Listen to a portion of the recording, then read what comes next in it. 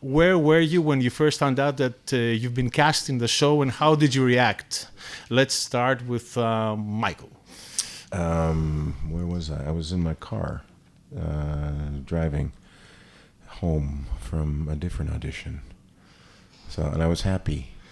Was it a better or worse audition? It was. I went about the same, because about 3 days later I got cast in that also, but I couldn't do it because I was doing this. So it was good. It was a good week. How did your friends react? My friends couldn't find out for. Oh my gosh, it would have been 7, 8 months. Yeah, 7 or 8 months, because I wasn't able to right? tell them. Yeah, we all when we get hired, sign non-disclosure agreements. We're not allowed to talk about, that we are doing the show, especially new characters when they come in. Mm-hmm. They don't spoil the fact that these characters are coming. And myself, Josh, and Christian Serratos, who plays Rosita, we're all cast at the same time, and we come in with sort of an iconic trio from the graphic novels, and they wanted to keep that a big surprise, and they were able to keep it mostly under wraps until it happened. Perfect. Josh, what about you? I was same. I was in my bedroom, pantsless. I was not wearing pants. All right. I was. I'm just making sure. Yeah, I was sorting laundry. And my agent called and said, I have bad news. And I was like, I didn't get the job. He goes, the bad news is you have to move to Georgia. You have to stop what you're doing, move to. Not that Georgia's a bad place. It's just, drop what you're doing. You have to go move to Georgia right now. And that was incredible. I mean, but the same as Michael. Like, I wasn't able to tell anybody. I normally have blonde hair, and all of a sudden we had an episode off, and I came back to LA, and I all of a sudden have a mullet and dark hair, and my friends were like, "What? As an actor, you don't change your appearance unless you booked a job." And all my friends were thinking, well, what job did you book? And I'm like, nothing. I just wanted to mix it up. I couldn't even tell them I booked a job. And it was great, because when they did find out, this was my favorite show before I started working on it, and my friends and I would get together and watch it, and so it was a really special thing to be able to share that with them when I finally could. Awesome. Is the pile of laundry still sitting there? Yeah, the pile of laundry is still sitting there, and I'm still pantsless.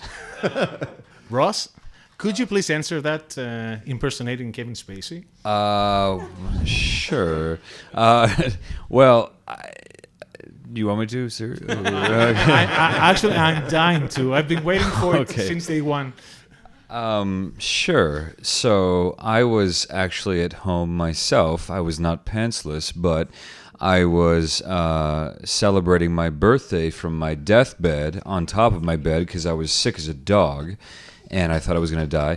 I don't know if. I was sweating through my sheets. I had a really awful flu, and around 5:00 that night, on my birthday, I got the call from my manager, and she said, "Are you sitting down?" And I said, "I'm lying down." As I was sweating through my sheets with this flu, and she said, "Well, your life's about to change because you just booked one of your favorite shows." And I think we've all felt that, our lives have changed enormously since we booked the show. Which is my next question. What is it really like to work for one of the most popular TV shows on the planet, actually? Insane. Yeah.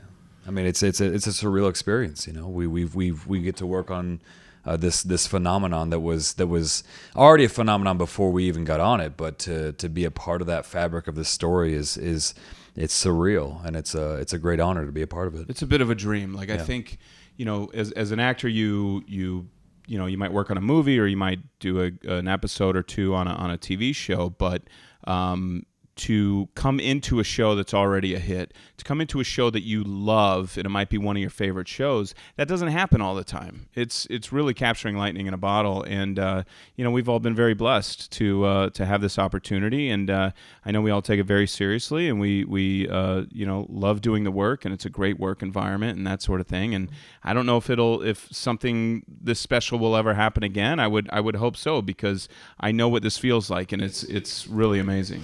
Of course. Mr. Nicotero, congratulations, because you've directed the most episodes of any other director during the last 6 years. I believe it's 12, right? 12. At the end of this season, it will be 15. Oh, okay. Congrats. That means that there's you're also 3 more. executive producer and supervisor for makeup and help me. Yes, special makeup effects. Yes, special makeup effects. And tell me, which was the most difficult shooting you had to shoot, and how many days or I don't know weeks did it take?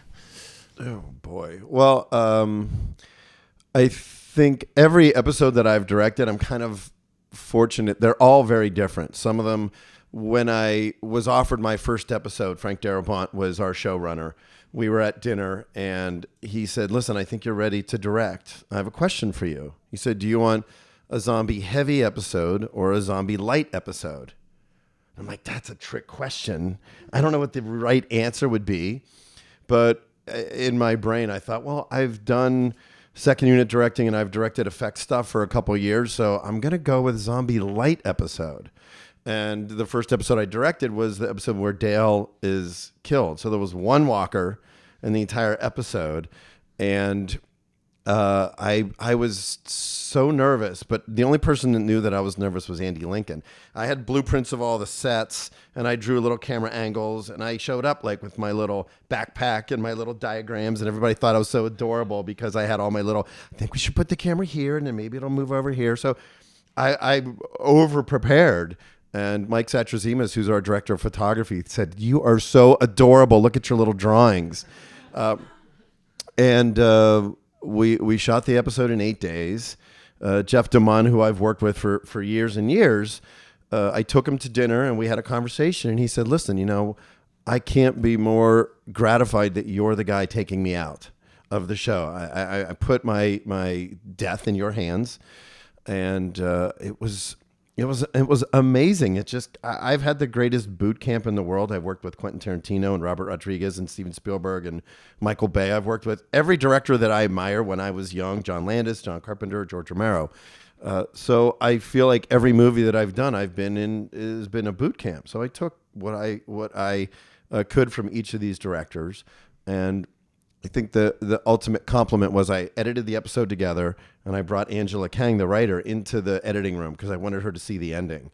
And Dale gets grabbed and he gets killed, and Daryl comes up and says, "I'm sorry, brother," and he points the gun at him, and I turned and she was weeping hysterically. And I was it's such a moving sequence, and I've been really lucky that the episodes that are written, they're so beautifully written. There's so much emotion to them that people cry. I had people writing me going, "Hey, you made me cry. When you killed Merle, I cried. When you killed Tyrese, I cried." I'm like the Grim Reaper a little. You kill everybody. I've killed a lot of people on the show. But the fact that I get choked up, and when the shot of Tyrese, the wide shot, I do little sketches in my script, little storyboards. And I did a little drawing when I read the script about what I thought the shot would look like. And then when I was finished and the episode was done, I was putting my script away and I opened it to that page, and it was identical to the location. This was before we had ever scouted anything. And the fact that the car drives up in a long shot with the trees and the hillside, and you just see the silhouettes of the characters take Tyrese's body out of the car and put it on the ground. It's amazing. So the scripts are amazingly well written. The actors just kill it every week, and I feel like we're a band and we just put out our first album, and our first album is huge, and we get to experience it with everybody else. You're in the car and you hear your song,